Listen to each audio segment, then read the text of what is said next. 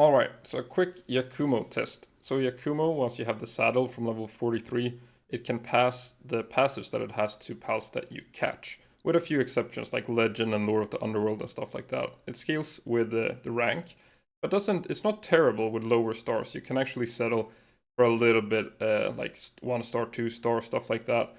But what does happen is that it rolls these passives in order.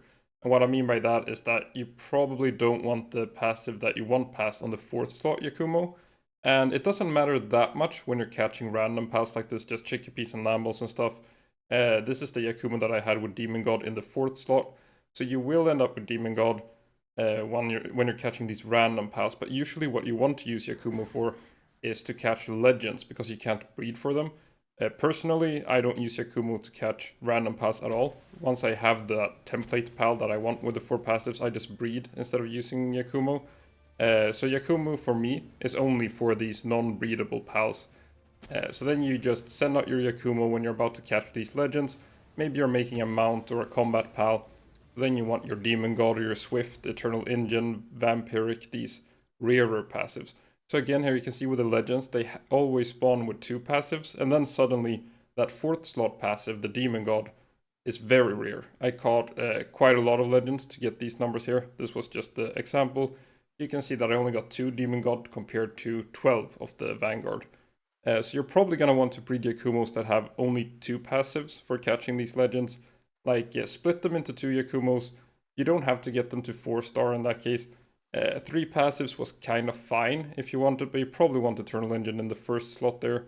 And then, as mentioned, you could even just go for 1 or 2 stars. You don't have to get all those 117 Yakumos for a 4 star.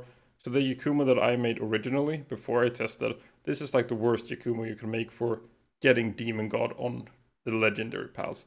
So just try to go for like 2 passive Yakumos if you're going to use it for legends.